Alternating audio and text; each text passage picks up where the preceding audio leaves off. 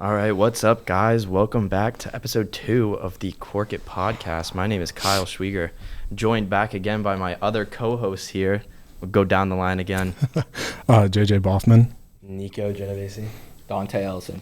And we are getting ready to talk about some sports and other things, mostly sports, though. So today, let's first start off. Let's do a little bit around the league. Let's talk about what's been going on in the sports world this week and weekend. So starting off, the NBA regular season ended this past weekend. We get a nice little look here at the playoffs, and we get ready to see some of these end-of-the-season awards. And I know we got some picks here coming up later in the episode that we get to dissect. MLB had their opening day last week. I know over the offseason it looked like a dreary time for all baseball fans with the lockout, but finally coming to agreement, and now baseball season's finally here. Scotty Scheffler wins the Masters. That was pretty crazy. I saw a TikTok that was pretty funny, and a guy bet on whether or not he would cry after he won. Really? And he was like sitting there, and he's like, "Oh no, here comes the wife. The wife saying, 'What's up?'" It's like they were like, "Oh no," and didn't cry though. So I think he won some money. Back to the NBA. Lakers fire Frank Vogel. It looks like Nico's pretty happy about that one. You. Very happy about that one. Keeping on this Lakers trend, Austin Reeves, 30-point triple-double. What a game. 5th Lakers rookie to have a triple-double in the rookie season. So it's pretty impressive. Up there with the greats like Magic Johnson and Lonzo Ball. So, and also I want to talk about this too, because this is so impressive. We talked about this earlier. My other thing here, Oklahoma softball team. Oh my goodness. Let's talk about dominance here. Pull that up. I'm going to pull up the stat here I sent you guys, but the Oklahoma softball team is 36-0 this season, which is the best start in NCAA history. And 30 of their wins, of their 36 wins, 30 of them have come off of the mercy rule. They're averaging 10 runs per game and 0.8 runs allowed per game. That's insane. That is dominance if I've ever heard anything. So shout out to the Oklahoma softball team. That's going to be fun to watch them in the end of the season when we get to the College World Series and stuff like that. And last here on my list, over the weekend, we got the news of the passing of Dwayne Haskins, tragically dying at 24 years old when he was in South Florida training with some teammates. Haskins was an Ohio State legend, holds a lot of records at Ohio State as quarterback. And we want to send our prayers and thoughts to his family and any teammates and coaches that he might have affected during his life. So kind of a lower note to end off my Around the League with, but it was definitely shocking to hear. Definitely. Mm-hmm. So let's take a little dive into the first thing we've got here, which we've got the NBA play-in and playoffs. So we're going to look at some pretenders and contenders, guys that we think could maybe take some get all the way, make it all the way, and some guys that we think are just waiting for a first round exit. So if anyone wants here to jump in first, let's go. Nico, who do you see as a contender to win it all, and what pretenders do you think we'll see bounced early? I mean, I think it's just going to be a repeat of Bucks Suns. I think both those teams, with the way they played this season, I'd be shocked if it wasn't a repeat of that series. I think 76ers Raptors I want to talk about. Me and you talked about this, Kyle, a little bit. I think Raptors can upset them. I just feel like with Thibault out because he can't play in Toronto because he's not vaccinated, I just think that's a huge loss for the Sixers. And I feel like the Sixers would still win, but I would not be shocked at all if the Raptors did win. And then if the plan works out how I predicted, if it is Celtics versus Nets, I do think the Nets could kick off the Celtics early in this playoff series. I definitely agree with that. I think that the Nets versus Celtics will be a great series, though. I remember watching that game in Brooklyn, where KD and Jason Tatum just went back and forth, shot after shot. And Tatum actually came away with that game. He dropped 50 in that one. So I think that would be such a fun matchup to watch, and one that we definitely need to look out for, because that would be a great first round series to watch. Yeah. In the Western Conference, I mean, I think the Suns have an easy road, especially with the teams that are in. I mean, Mavericks, Jazz, I mean, those two teams, I think both of those are kind of pretenders. Like I don't think they can make a big playoff run. I mean, we can see what the Warriors do with Steph and Clay back, but I don't think they'll make it all the way, especially with the Suns, their dominance. And I think the Grizzlies will make a small run, but I don't think that they're ready enough for a championship. I just think they're too young and they don't have any playoff experience, so I don't think they'll make it to the finals. Yeah, I think the Dallas-Utah series is going to be really interesting, especially with Luka leaving. Was it the last game of the season or second to last? Yeah, with it's like a left calf strain or something. Calf strain. And I think what's crazy about that is leaving the last game with that strain is he was originally suspended for it because of his technical foul. Yeah, 16 techs. And they rescinded the technical and let him play, and then he gets hurt. So that kind of sucks. Yeah. Nothing serious though. I saw that, so that's good. You'd hate to see him go out with a serious injury before the playoffs. So I was happy that it wasn't nothing serious. I saw like a Bleacher Report notification, and it was like Luka entering a hospital in like a boot though. So hopefully it's not that bad. Yeah, that he can play. Hopefully he'll be ready by playoff time. Yeah. So I'm actually gonna stray away from that. I think I have a pretty interesting pretender. I've got the Utah Jazz. And I know it's not necessarily a hot take to say that the Utah Jazz are most likely first round exit, because we watched that game against the Clippers and we saw them absolutely just fall apart at the end. You said they were a contender or pretender? Pretender. Okay, yeah. They are not. I do not think they're going past the first round. I thought you said contender. And oh, I was gonna no, okay. No, I don't think they're. I think Mavs are beating them. I think the Warriors have the most interesting path because, well, one, Steph, Clay both battling injuries throughout the season. If they both get healthy, they're looking at potentially the Nuggets, right, which MVP candidate Nikola Jokic, and then if they win that, the winner of Memphis or one of the play-in teams, which I think it's most likely going to be Memphis, but to play Nikola Jokic and then play Memphis and then finally probably face the Suns in the Western Conference Finals. They probably have one of the tougher, routes to the finals there. So that'll be interesting because I want to say that they're contenders, and I do think that they have the experience, and Steph and Clay are easily able to heat up in times of need. I do think that they can contend. In my Eastern Conference, I've got the Bulls as pretenders. Yeah, unfortunately, I think the Bucks have an easy win with that one. I just feel like, especially with Lonzo out, I think he was just a key factor in them doing good because now they don't have a true, really good point guard. Not that Lonzo's great, but he was doing really good for them.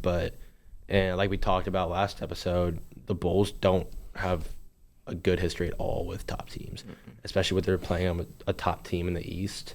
I don't see them winning against the Bucks. No, I don't see that either. I think the Bulls lose that in 5 or even 4. I think they could get swept. I wouldn't be surprised if it's a sweep. And then I actually have an interesting one. I think the Heat are. I think they're pretenders. I don't think they make it to the finals. I don't think they make it to the Eastern Conference Finals. No. I think they struggle first round. I think a little bit with one of these play-in teams because potentially you could play Brooklyn, right? Yeah. Yes. If you're the Heat right now, you have to be prepared to play Brooklyn, Atlanta, Cleveland, and the Hornets. And in my opinion, I think the Heat struggle with 3 of those 4 teams. I think if somehow the Hornets do make it, that's when the Heat could win. Yeah, but any of those 3 teams I could see. I don't see the Heat. I don't see the Hornets being able to take 4 games away from the Heat, but I can see the Cavs, Nets, or Hawks doing that. So I think that'll be interesting to watch to see how the plan finishes there.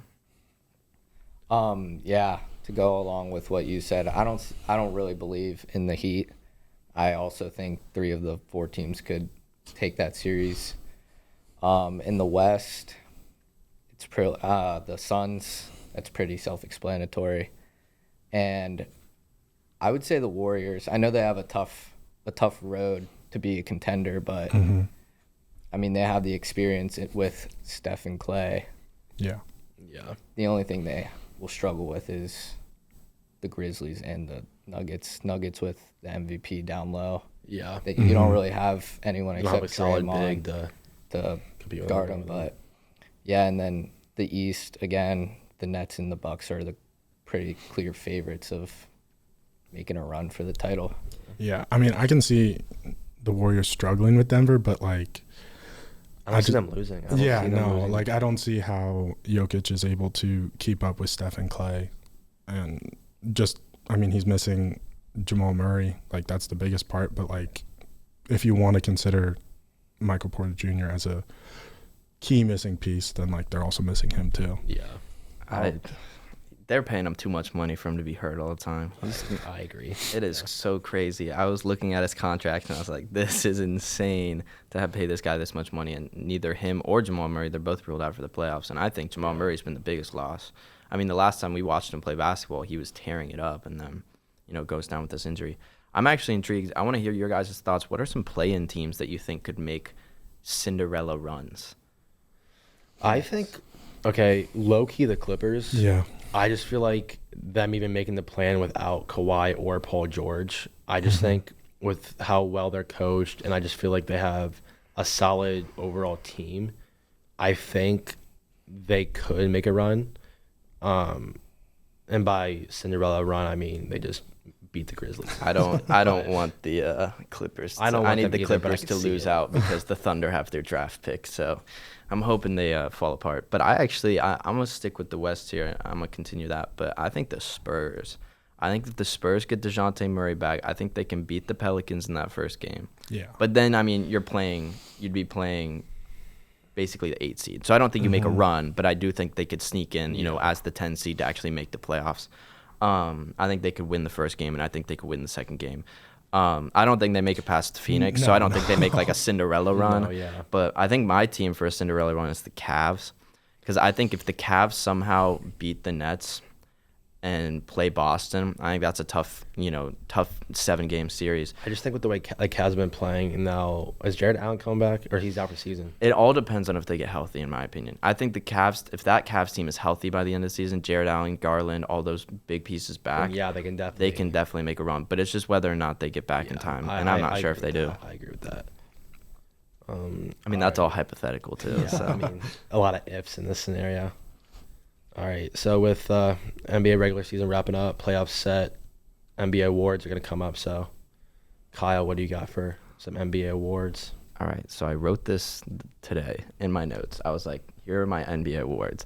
Some interesting ones that I have, but I'll just go down the line, right? But I'm going to finish my MVP pick last because I know a lot of people don't like it. So my sixth man of the year is Tyler Herro. I feel like that's not very controversial. I agree. He's the only sixth man averaging over 20 points a game. Yeah. He's been incredible for the Heat this year. Really, honestly, the shining, piece in that Heat locker room, especially with all that the fighting that's been happening between Jimmy Butler and Eric Spoelstra.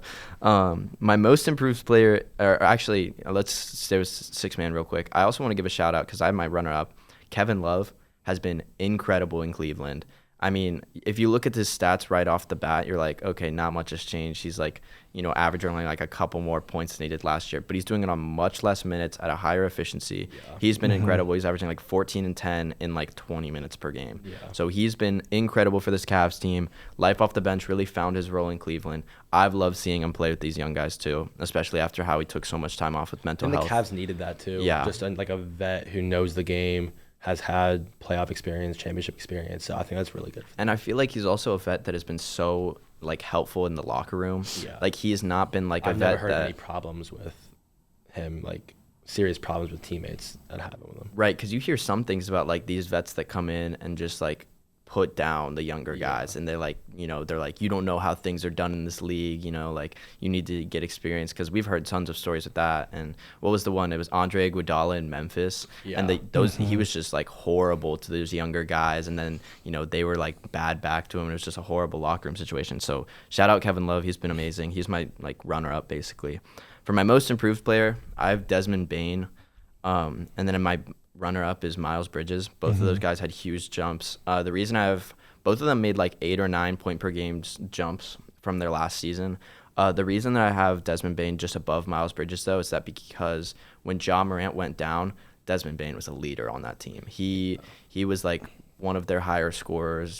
He was just putting in the work, and I really, really love what he's doing in Memphis. I also saw a lot of people were saying Ja Morant. I was going to touch on that. I heard Draymond Green said it, and that's how I heard about it. But, like, Ja shouldn't, in my opinion, I think a lot of people's opinion, he shouldn't be in most improved player talks. Because, like, His season averages, yes, improved, but with the way he's been playing, he needs to be like more MVP dogs than most improved. I like to go most improved player, and I mentioned this to you earlier. I like to go most improved player. I like to pick the guy that was like decent, not that great, And to that was, great. like, that's why I had Jordan Poole on my list. Right. Because Jordan Poole, he was pretty good, but this season, I mean, his jump and his key role on the Warriors, especially when Clay was out, I just feel like that deserves to be in top 2, top 3 talks and most improved. Because I think most improved should go to the guy that jumps from like decent to like good, like really good, than the guy that's like really good to great, right? Yeah. Because I feel like that jump is more impactful to teams. Yeah. So that's why I picked guys like, Desmond Bane and Miles Bridges over guys like John Morant. All right, and then my rookie of the year is Evan Mobley. Agreed. But, I got to shout out Cade Cunningham. He's tearing it up the last couple weeks. Also, Jalen Green has come out of nowhere. Yeah. But been doing good. I don't know if it's – but the problem I have is – this will be a topic for another time – is my all-rookie first team is getting a little screwed up because I still want to throw Josh Giddey in there. But the problem is with recency bias, everything list I'm seeing is throwing Jalen Green above him. And in my opinion, how are we supposed to forget about the whole first half of the season when Josh Giddey was, triple doubles here and there and Jalen Green was putting up zeros for his team? Yeah. And then we're like, Josh Giddey gets hurt the last 2 months and Jalen Green starts to turn it up. Like, it's hard to forget about. Like, it's really easy to get lost in that recency bias. But shout out to him. He's been doing great. Cade Cunningham's also been doing great. I think Mobley on that Cavs team has been a huge piece in, taking this team to the 8th seed and potentially sneaking into the playoffs there. And then my defensive player of the year is Bam Adebayo. I know he's been out a couple of times with injuries and stuff like that, but the work he's done on the floor has been incredible, so good, blocks, and he's able to defend the perimeter better. I don't like this whole Rudy Gobert best defensive player in the league. I think Rudy we talk about this all the time. Rudy Gobert is not a defensive player of the year candidate. Like, he gets some blocks. He can't guard the perimeter. And again, we talk about this all the time, the amount of times he just gets exposed by just smaller guards. He's not quick enough to actually compete with these quick guards and defend them. And I mean, that's why I had Bam and Giannis in my defensive player of the year, just because they can really defend like every position. Yeah, and I had Giannis there too, but I also had Marcus Smart as my runner-up because I know he's been getting a lot of praise for his work on the offensive part. And it would be cool to see a guard win it, like for the first time since Gary Payton. So like that would be pretty cool. I think the problem some people are running into with Bam is just like his health. Yeah. And I saw that too. A lot of people were saying like, with the amount of time he's missed, like it's hard for you to put him up there. And I understand that. So it'll be very interesting. Like I said, defensive player of the year is the one that's up for grabs in my opinion. And then coach of the year, I have Monty Williams. Suns blew everyone out this year. Fantastic team. Very well built. But then I have Taylor Jenkins as my runner-up. Jenkins should win it. I just feel like, especially with Ja being out, and they were like 23, 24 without Ja. I just feel like, the players who did step up, like Desmond Bane, but I think most of that just falls on the coaching. And he was like, okay, our star player's out. What do we do to improve? And he did it. Yeah, and I think that's why like he has such a big case for it. But in my opinion, I just got Monty. That Suns team was insane. It's hard to, it's hard to even argue with that. even with like the Suns would miss Chris Paul, miss Booker, and still beat teams by 30. Yeah. Right. So that Suns team's insane. But that Memphis team, that's why I've got Jenkins up there. I think it goes either way. I don't think there's another guy. I don't think Spoelstra wins it in the East. No. I don't think there's another team out there. I mean, I heard Bickerstaff as like early on because of what that Cavs team was doing. But that Cavs team just underperformed. Like if that Cavs team finished top 3, like if they finished kind of where Memphis finished off with 2-3 seed, then I could put in Bickerstaff. He's a fantastic coach though. Yeah. Like I've seen, some stuff he said in interviews. Great leader. I really like him in Cleveland. But I just can't put him on the list just because of the way they finished off the season. All right, and then my MVP pick. There's like a top 5, top 6 that you see. Like everyone's got the same players, all this stuff. I've got Giannis as MVP, and I know he should easily win it. I think he should win it, but I also have I think Giannis or Embiid. Embiid's my runner-up, and I think JJ's got something to say here about Jokic.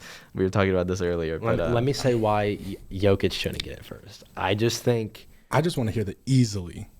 Maybe not easily, but it's hard. It's hard to argue with what Giannis does and how he should. Like, I would be shocked if he didn't win it. Like Embiid, I could see why, but again, Jokic, I just feel like most valuable player, I think he's not as valuable as Giannis or Embiid on their teams.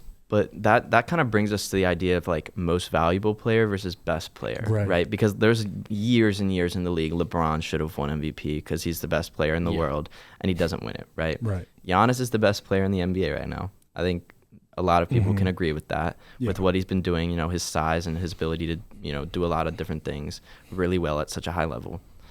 But, the MVP conversation is always different, right? I still think Giannis should win MVP, but I understand why people wouldn't want to. And also, like, the only thing that this is another thing. This is a little bit off topic, but something that annoys me about MVP voting is voter fatigue. And it's like, why should we discredit a player for just winning too much, right? Yeah. Which is like the only thing I found annoying. And that's like what LeBron faced. That's what Steph faced, right? And now we're starting to see Giannis face that, right? They're like, Giannis is with his third MVP already. Like, it's like, yeah. You can't blame him for being an MVP caliber player. Right. It's tough. So that's the thing is I think he might not win based off of some of those stuffs. I mean, in my opinion, like Jokic, he's been breaking records, but you have to, go into these advanced stats to find these records he's been breaking. I think, with the Nuggets' success as well, I know you guys touched on this too. I didn't even realize this, but I looked just off straight up. I looked and there was like, they're a 6th seed, but then, you actually dive in deeper and you see they're only 3 games behind the Bucks, right? They're not like way below these teams at that level. So I don't know. It'll be interesting nonetheless. I think Giannis is still my pick. But I can definitely see, the other arguments for other teams. Yeah, I mean, it's been interesting to see how, like, criteria for what an MVP is, like, sort of, not necessarily changes, but, like, shifts a little bit each year. Because if we're talking best player on the best team, like, Booker should be at least more in the conversation. I'm not saying he'd be like a slam dunk MVP, but he should be more in the conversation. But I mean, like you were saying, for me personally, I think it should be Jokic. I don't think it's like a slam dunk for any of the possible players to win it. But I just think it's Jokic mainly for the fact that, like, even though they are the 6th seed, or even though they're only a couple games behind, like, he's not playing without Jamal Murray, and, like, you could argue the next best player on that team is Will Barton or Aaron Gordon. So, like, I feel like his supporting cast is a lot lower than, say, Embiid's or Giannis's, and then to still be putting together these numbers and being competitive with some of the better teams still. I just think it's kind of had the season to be the MVP. Yeah, the way that Harden's been playing. And Embiid's had to carry a little more weight, but I mean, that's again going with the playoffs. That's why I don't have Sixers going. Because Harden has not been producing. I also think he falls. I mean, Harden's never been, the fantastic playoff performer that he was, except I think 2018 was the lone year that he kind of turned things up with Chris Paul. But outside of that, just tough stuff from him so far. So we'll see. It'll be interesting to see nonetheless. Dante, do you have any strong opinions on any of those? You've been kind of quiet. No, I agree with MVP. It's a toss-up for me between Jokic and Giannis. But I'm giving the slight edge to Giannis in this one because his team's at a better seed. And, he's putting up unreal stats. Yeah. And then everyone touched on it. I have Tyler Hero, Jordan Poole. I had Cade for Rookie of the Year. And then... Oh, I thought he was still talking MVP. No, Tyler Hero for MVP. That's good. No, but and then my Defensive Player of the Year, I had Giannis, but I want to give a shout out to Matthias Thybulle. I feel like he really anchors that Sixers, and he's a main, not the biggest reason, but he's a really good reason why they're at where they are. Yeah, not having him in that Toronto series can be rough. I know. Yeah. But yeah, I think that's very interesting to hear. I think MVP every season is gonna be very interesting. I think it's a little bit of a bummer that you don't see, and this is totally different, but this is like the MVP race that NBA.com like releases every once in a while. There was a lot of guys that I thought should have been getting some nods earlier on Like the season. DeMar DeRozan. I think if the problem is like the Bulls fell off, so I can't really make this argument for him anymore. But in the beginning of the season, what he was doing, I think when he was putting up like when he was breaking Wilt Chamberlain records, like you have to like kind of look at that and be like, all right, we gotta give him the nod, right? like, But they he only had didn't. him at like 5 or 6, like not even top 3 or 4. Like I was very shocked. I don't think he even moved past 6 for the entire season. And that was the thing that kind of annoyed me, is that I feel like a lot of the people in this is like kind of like conspiracy theory like, but the way that the media is run, like people really only, regurgitate what they see in that sense. So like when they start the season off and they're like the very first MVP power rankings and they're like Giannis, Jokic, and Embiid, right? These are the 3 fantastic big men, right, that are doing crazy things in the league. The first time, and they do that. The rest of the season, there's no shifts, right? Yeah. They maybe throw Steph in there for a week, and then the next thing you know, he's out, right? But then, Steph was hurt and all this stuff. But now out of nowhere, at the very end of the season, you see Jason Tatum making a push, right? So it's just interesting to see that those 3 have really been consistently just the MVP from the start. So I think it's kind of hard to like break that mold a little bit, because like I said, like DeMar DeRozan was doing fantastic stuff halfway through and was never really given a nod from actual media outlets for MVP. But tons of fans were like, why isn't DeMar on this list? Like DeMar DeRozan's doing crazy things with Chicago. He should be on this list. Granted, now they're sliding and, not doing as great. So I don't think he still has a case for it anymore. But still, nonetheless, I think that's something interesting. So Dante, last week we said that you had a hot take. The more and more we discuss it, I don't know how hot of a take it was. Yeah, I don't think it was a hot take. But last week, a hot take. I don't believe that. Last week, and we'll roll the clip here. You said that Justin Herbert was an elite top 10 quarterback in the league, and there was mixed reactions from the group. But now that we get a chance to actually discuss it, let's hear your top 10 quarterbacks list. All right, so I'm gonna start off with Aaron Rodgers as number 1. I think that's a fantastic pick, Dante. I think that that's no doubt the right choice. Yeah. Go Pack. Me too. And then number 2, Patrick Mahomes. Yeah. Number 3, I have Tom Brady. Okay. What? Who got it? Who 3? you have? I got Josh Allen at 3. Nah. I could see that. I have him at 4, but I mean, Yeah. I could see Josh Allen being 3. Are we okay, so first of all, before we we gotta let you finish, let's establish what we are ranking these people on. Are we ranking their seasons next season? Are we ranking their seasons this season? Or are we just overall top 10 talent like quarterbacks? Overall. Because like if we're just doing right now. because if we're doing right now, like this upcoming season, stuff changes, right? If we're just going based off of this season and what we think next season's gonna look like. Yeah. Okay, then I have Allen over Brady. I think, if you look at like past season, Allen kind of, had some iffy games in the beginning. See that. So I think if we establish it's just overall best quarterbacks. Yeah. Okay. Dante, continue. 4, I have Josh Allen. 5, assuming he's playing at the level that he did before he got Hurt. sat out or. Oh, my bad. I have 5, Deshaun Watson. Assuming he plays at the same level as he was, I have him at 5. And then 6, I have Russell Wilson. 7, I have Matt Stafford. 8, Justin Herbert. 9, Joe Burrow. And then 10, I have Lamar/Kyler. Okay. I feel like you can go either way. On Let me ask you this: why do you have Herbert over Burrow? Personally, I got beef with this. if I'm We all do. okay, I feel like Burrow is more like a game manager and like reads through like the defense and like makes the throws. I feel like You mean a good Herbert's quarterback? more skilled.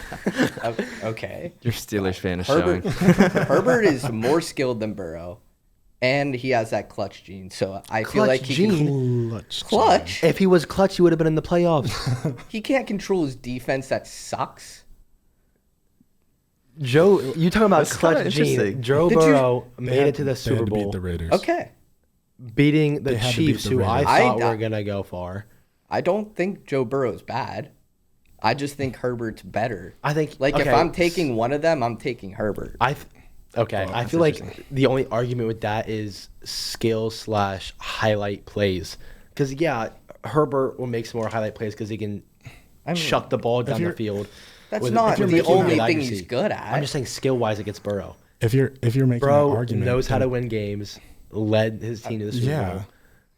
I mean, and- like, Burrow had let me look this up. Burrow had very similar stats. Yeah. Wait, To can you run Herbert. back eight through 10? I have 8 Herbert, 9 Burrow, then 10 Lamar Oh, okay. / Kyler. See, I understand having Herbert in the top 10, and I think he's top 10 nonetheless. And I'm looking at my own list right here, and I think I have to move him up.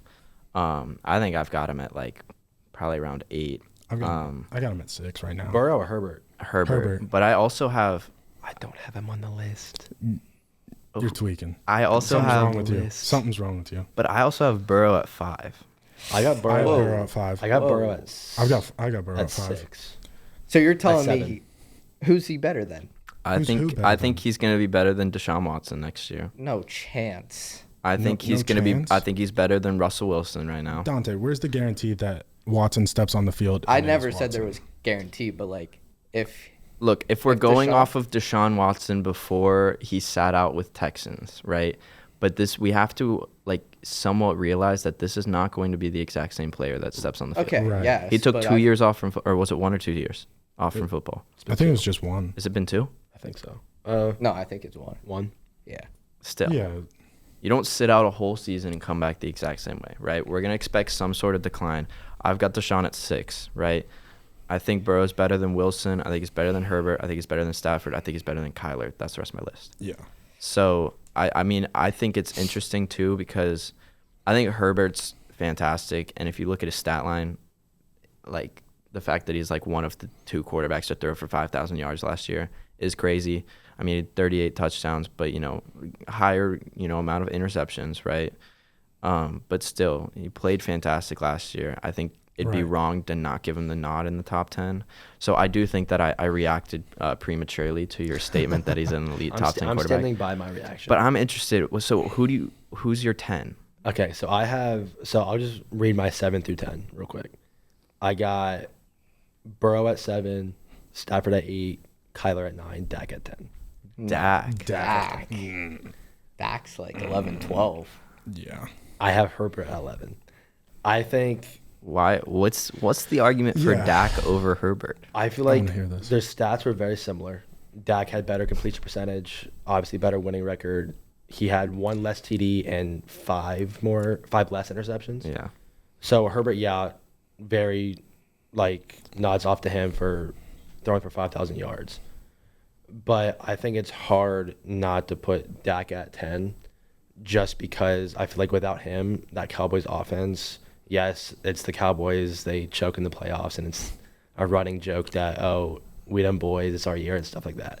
But without Dak, that team is not doing anything. I don't If know. they- if- Cooper Rush won them some I mean, games. If they they have beat Minnesota. if they don't have Dak Prescott at QB right now, I'm not saying replace him with someone, but if they don't have Dak at that QB, they're not making playoffs. They're not Well, doing anything. yeah, that you can say that for any of these quarterbacks. Okay, I think Dak made more of a impression with the Cowboys than Herbert on the Chargers. Let's go off of. You have to. Okay, this is the time when we get into the area where all the stats look very similar. Yeah. And you have to dissect things because I want to know. Now this is interesting.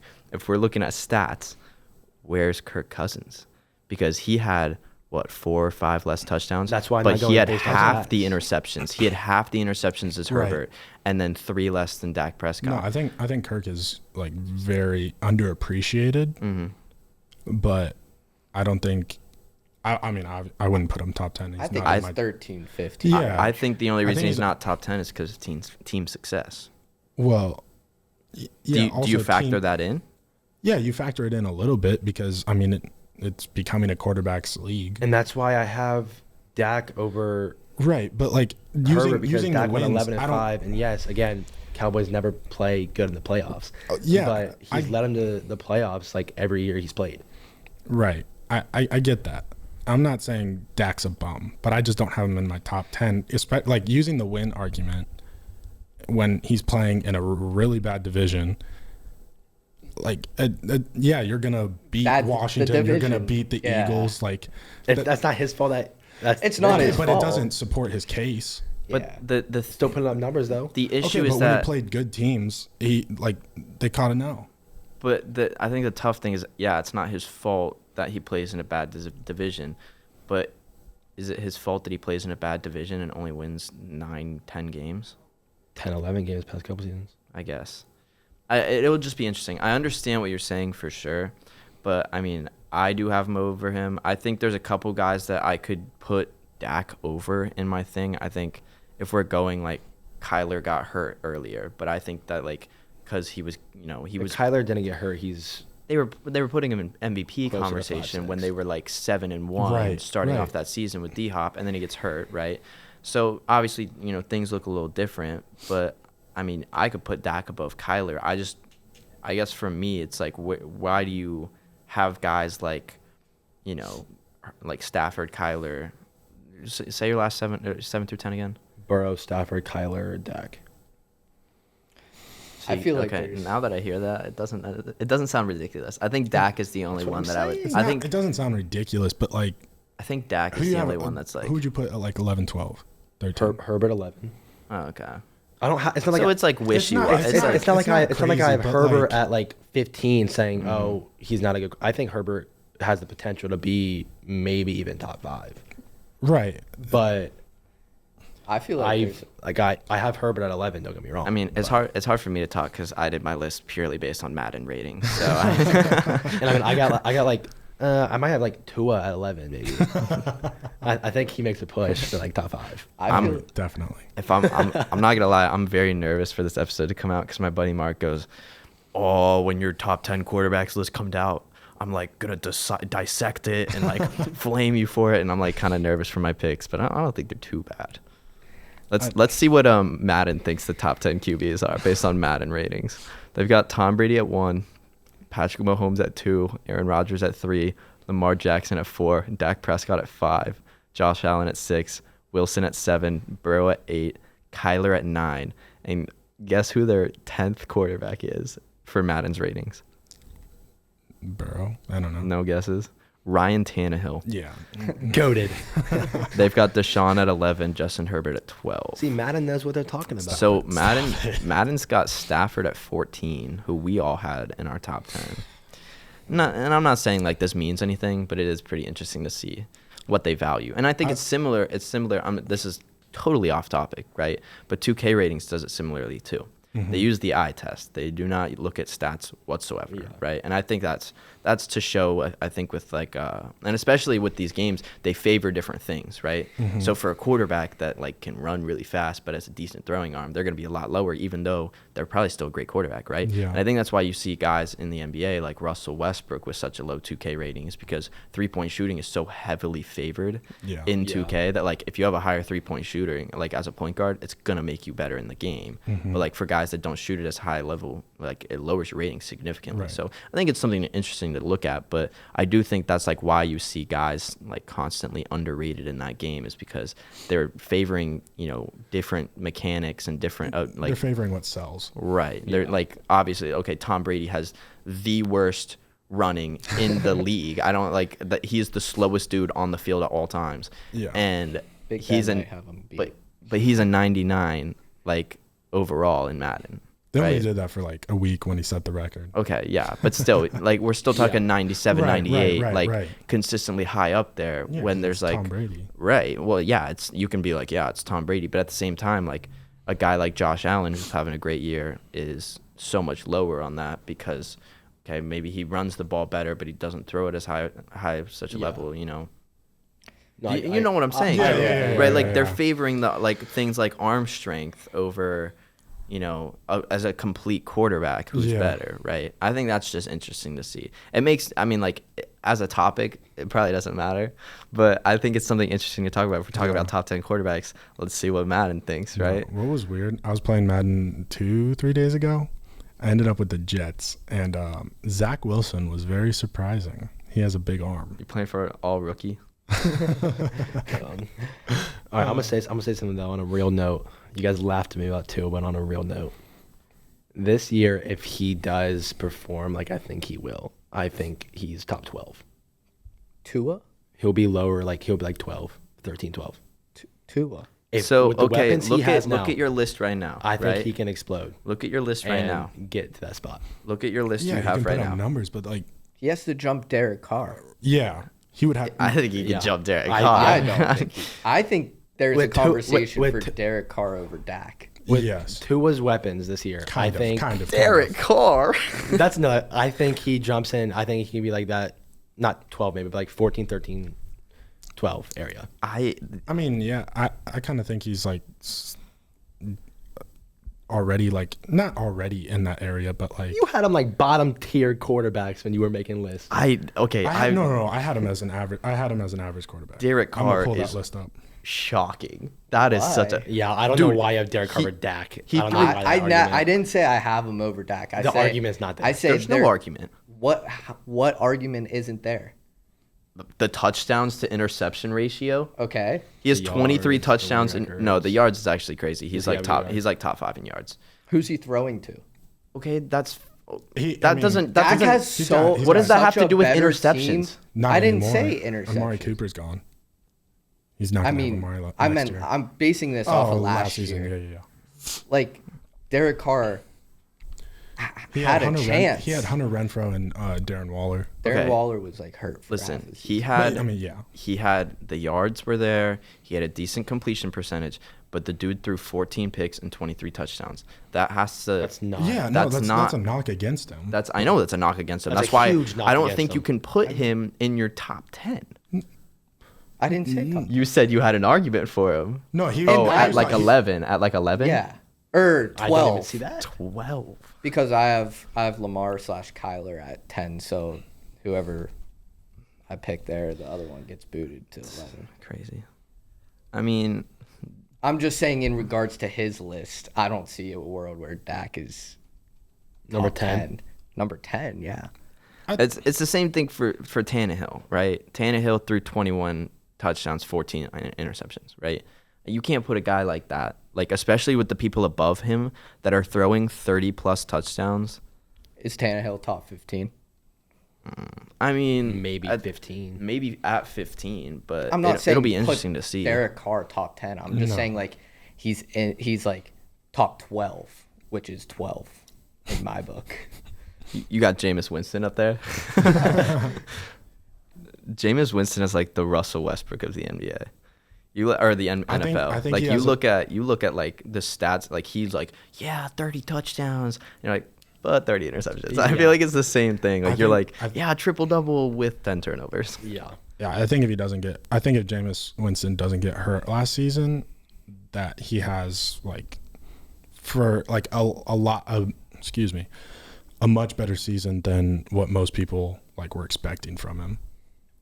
Yeah, it'll be interesting. I mean, all I know is that there's one quarterback out there who threw 37 touchdowns and 4 interceptions on the season, and plays out in Green Bay, and I think no doubt had is number 4 one. picks. He only had 4 picks, and that's the thing is like I think 4 interceptions. He didn't even have one until halfway through the season was his first one. So But just Didn't he it throw falls one in apart in the playoffs. against New Orleans week 1? Yeah. oh yeah, never mind. That was like bulk of it. No, I totally blacked that game out. I'm not gonna lie. Like I totally forgot that game happened. Yeah. Like I don't- looked at the rest of the season and everyone was like, yeah, the Packers have this stat since New Orleans. This Yeah. stat since New Orleans because that game was horrendous. Yeah, I New think he had Orleans. 2. How many interceptions did he have in that game? Because that'll be interesting to see. I had him on my fantasy team, and he dropped me like -1. So that's like why I know that he just blew it up. Yeah, here we go. The Saints box score. Let's see. I think he had 2 picks. Yeah, I he had wanna 2 interceptions. So he had two of his 4 interceptions came in the first game, and so Damn, for for the the rest of the season, he only had 2. rest of the season, he only had 2 interceptions. Dang. and 38 touchdowns or 37 touchdowns because he didn't score a touchdown in that first game. That's crazy. Yeah, that's nuts. But I mean, it's something to talk about. You think he stays the same next year, or does he? It's all dependent. It's all dependent on what wide receivers he has. I think that's true. the biggest thing. I mean, like, what do you guys think, like, wide receiver wise? Like, is there like any team out there that you think their quarterback has extra help and that's why they perform to their abilities? Like this upcoming season, or like, I think we'd have to go off we'd have to go season. off last season, like so like because of Cincinnati receivers, next that's season. why they. because of they Tua. had such incredible receivers. That's why they performed the way they did. If we're going next You season, said Tua. Oh, next season, yeah, because that's what I'm saying. He has the weapons, But so that's- he's gonna but perform better. He's going to perform better, but that's not going to change how, like, How good he is, not really. bro. The only like the only reason, okay, maybe not the only reason, but a big reason Tua is talked so like down about is because he had nothing. No, I get that, but like, So you give him offensive weapons. Coming out of college, a big argument against him was, and I mean, same with Mac Jones. Like, they've just got a track team for wide receivers. To be fair, they did, but like that doesn't. Devonta Parker's not bad. Okay, but okay. Mike But, like, Gesicki's not bad. I'm not putting like saying this because I think Tua is a top quarterback in the league. But No, the I fact think that he has a winning he has record, a better season, yeah. he has a winning record as a starter, and he has led the Dolphins to back-to-back winning seasons for the first time since like 2001 and 2. With the team he had, you cannot say he's a below-average quarterback, or even I'd say he's slightly above. I think he's an average. And with I a think good this team, upcoming an season, that's above why I'm average. saying, with what he's done, with no help, give him this much help, he's gonna be I think he'll a be much better player. I think he'll end up like a Baker Mayfield when they got to the playoffs, because it'll be like you wanna give him credit, but then you want to discredit some stuff that he did. I'm surprised that we haven't talked about Baker. We talked about him last week. No, I know. But Oh, I mean, in our like, top 10? I wouldn't say no. Obviously not in top 10, but like JJ's like, yeah, I'd Baker like 7 or 8. Baker's the number one quarterback in the league. I think it goes Rodgers, Baker, Mitch Trubisky. Hey, All right. Mitch isn't bad. Oh my gosh, we're done. So I think we're gonna get ready to wrap up here. If you strongly disagreed with our top 10 list, let us know in the comments. Shoot us a tweet at Cork It Podcast. Follow us on Instagram at Cork It Podcast, TikTok, YouTube. I think they're all the same. So let's do our hot take. I want everyone to go Jeez. down the line. Let's say a hot take for any sort of sport. You could not even be sports related. Just give us a hot take, and then we can leave it off with that. Dante, go first. Bengals missed the playoffs this year. Oh, That's the playoffs? That'll be Missed interesting. the playoffs. That's ridiculous. That's ridiculous to say. Why that. is it ridiculous? Why? missed the playoffs. Missed the playoffs? I think there's. We can't. No, you just have to leave. That's the point of these hot takes. okay, No, okay. listen. Okay, no, he asked listen. me. He asked me. Listen. The point of these hot takes is you get to just say it, and there's no response. You don't have to back it up. You don't have to. Nobody can dissect it. You just say it and you move on. Nico, give you one. Dolphins win AFC East. Is that a hot take? It's a hot take. All right, JJ, you got one. Kyle, you go. I think. Shoot, I'm trying to think of a hot take that doesn't have to do with the Thunder, because all my hot takes are the Thunder. I just can't think of anything right now. Okay, I guess my hot take is that the Thunder make the playoffs next year. I think that's my hot take, because I've been seeing a lot out there. People are like, Thunder have like the worst young core, and I'm like, that young core is something else. I can't think of anything. No hot takes from JJ. All right, wrap it up. Just some freezing cold ones. I'll throw it out there. Portugal wins the World Cup. See, I don't know if that's a hot take or not, 'cause I don't pay enough attention to soccer. Anyways, thank you guys for tuning in to another Cork It podcast. Be sure to tune in next Tuesday, so we got another great episode in store. I'm not sure what we'll talk about yet, but we'll figure that out. So we want to thank you guys for listening. Be sure to follow us on all our social pages, and we'll see you guys next week.